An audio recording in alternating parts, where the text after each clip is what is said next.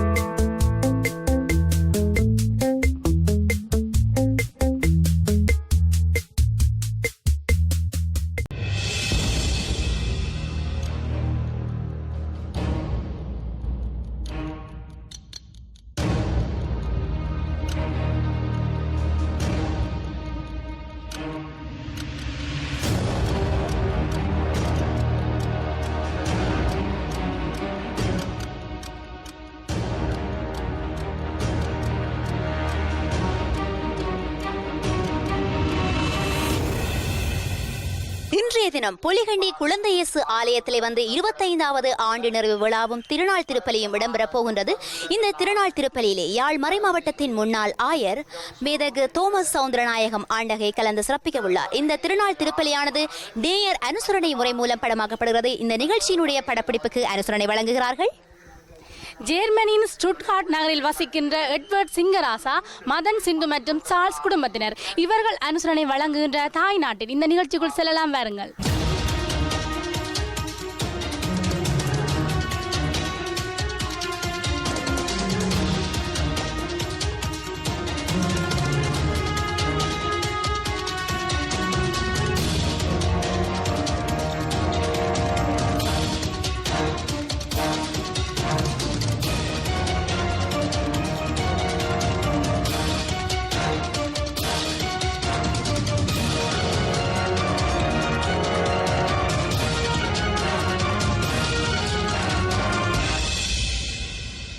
யாழ்ப்பாண மறை மாவட்டத்தின் முன்னாள் ஆயர் மேதகு தோமஸ் சவுந்தரநாயகம் ஆண்டகை அவர்களை மேலைத்தேய இசை வாத்தியங்கள் முழங்க இந்த திருநாள் திருப்பலிக்கு இந்த ஆலயத்தை நோக்கி அழைத்து வருவதைத்தான் நீங்கள் இப்போது பார்த்துக் கொண்டிருக்கிறீர்கள்.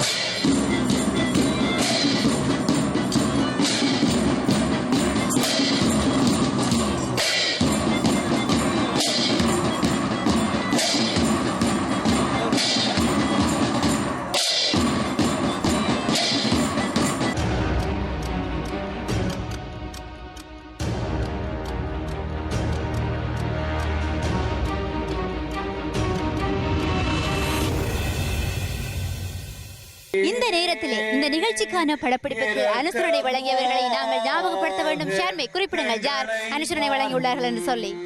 ஜெர்மனியின் ஸ்டுட்கார்ட் நகரில் வசிக்கின்ற எட்வர்ட் சிங்கராசா, மதன் சிந்து மற்றும் சார்ல்ஸ் குடும்பத்தினர். இன்றைய தினம் பொலிகண்டி அற்புத குழந்தை இயேசு ஆலயத்தினுடைய 25வது ஆண்டின் நிறைவில் ஜூபிலி திருவிழா இடம்பெற்றுக் கொண்டிருக்கின்றது. இந்த ஆலயத்தினுடைய அற்புதமான வரலாற்றை குறிப்பிடுங்கள் விசாரி. நிச்சயமாக குறிப்பிட வேண்டும்.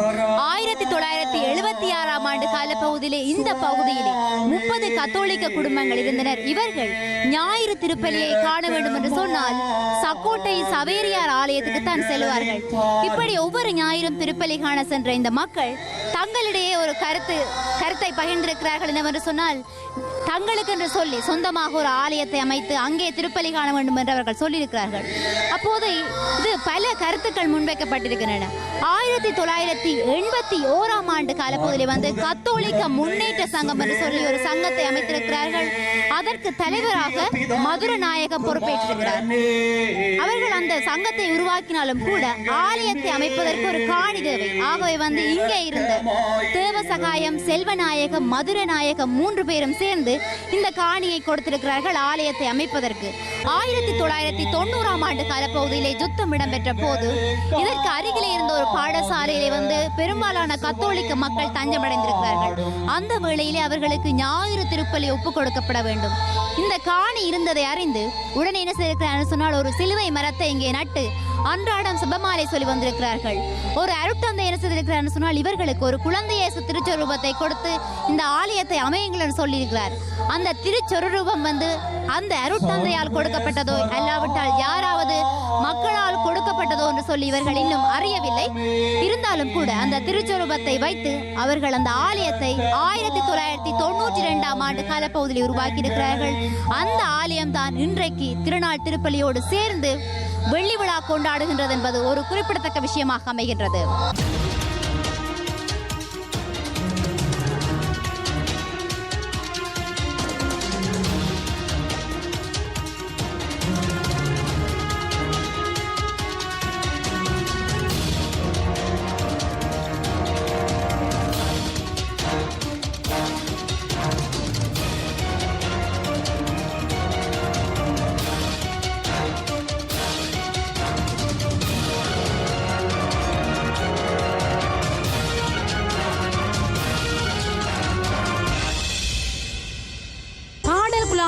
காணிக்கை பாடலை இசைக்க மக்கள் பவனியாக காணிக்கை கொடுத்து கொண்டிருப்பதை தான் நேர்கள் இப்பொழுது பார்த்து கொண்டிருக்கிறீர்கள்.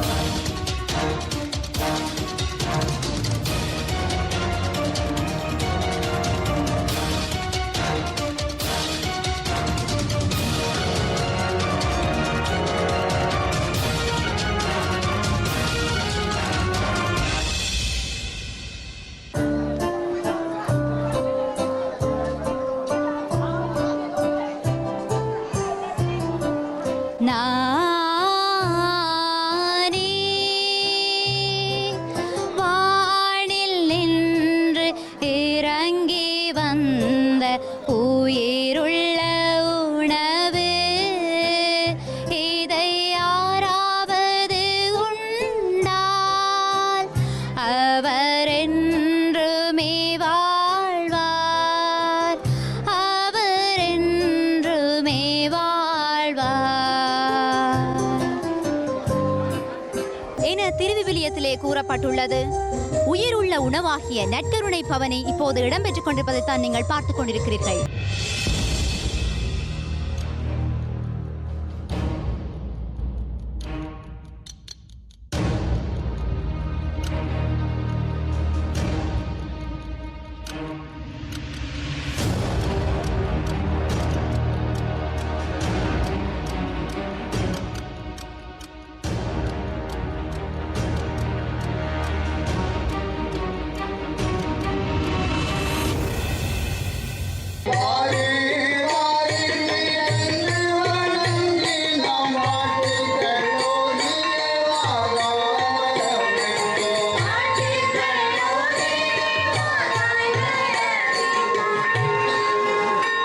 கட்டுமர ஓடத்திலே கடல் மீது போகையிலே கிட்டிருந்து காத்து வருகின்ற குழந்தை இயேசுவானவர் இந்த பொலிகண்டி வாழ் மக்கள் கல்வியிலே சிறந்திடவும், கலைகள் கால்களிலே நின்றாடவும், உண்மை நேர்மையுடன் பல வெற்றிகளை கண்டடைய வேண்டும் எனவும் இப்போது இந்த பொலிகண்டி வீதியிலே பவனி இந்த மக்களை ஆசீர்வதித்து வருகின்ற காட்சியை தான் இப்போது நீங்கள் எனக்கு பின்னாலே பார்த்துக் கொண்டிருக்கிறீர்கள்.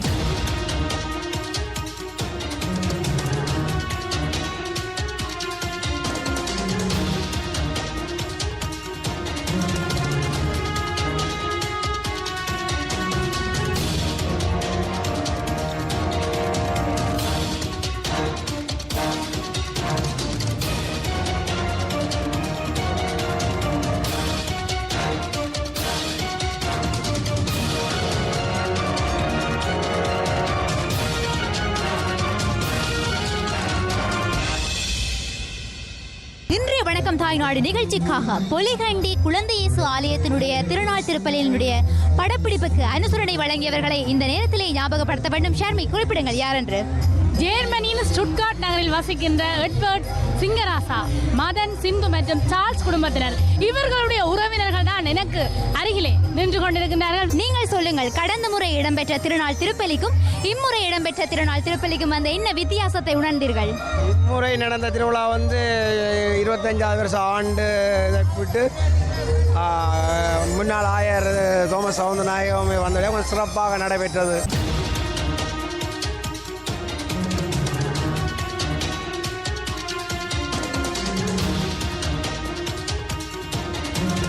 எங்களுடைய ஐபிசி தமிழ் தொலைக்காட்சி சார்பாக உங்களுடைய இந்த பொலிகண்டி குழந்தை இயேசு ஆலயத்தினுடைய திருநாள் நல்வாழ்த்துக்களையும் ஜூபிலி ஆண்டின் நல்வாழ்த்துக்களையும் தெரிவித்துக் கொள்கின்றோம்.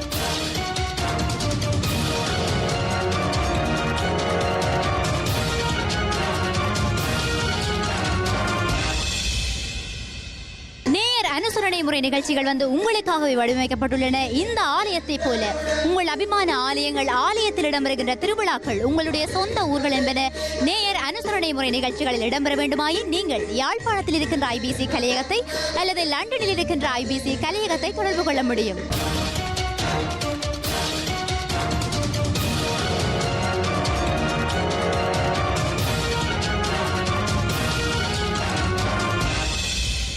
இன்றைய வணக்கம் தாய்நாடு நிகழ்ச்சிக்காக நேயர் அனுசரணை முறை மூலம் படமாக்கப்பட்ட பொலிகண்டி குழந்தை இயேசு ஆலயத்தின் திருநாள் திருப்பலியில் இருந்து ஒளிப்பதிவாளர் புவி மற்றும் மதுசனுடன் இணைந்து என்றும் உங்கள் அன்பின் விஷாணி மற்றும் உங்கள் ஷர்மி. வணக்கம் தாய்நாடு நிகழ்ச்சியின் மற்றும் ஒரு பகுதிக்குள்ளே செல்வதற்கு முதல் இப்பொழுது நாங்கள் ஒரு சிறிய விளம்பர இடைவெளி எடுத்துக்கொள்ளலாம்.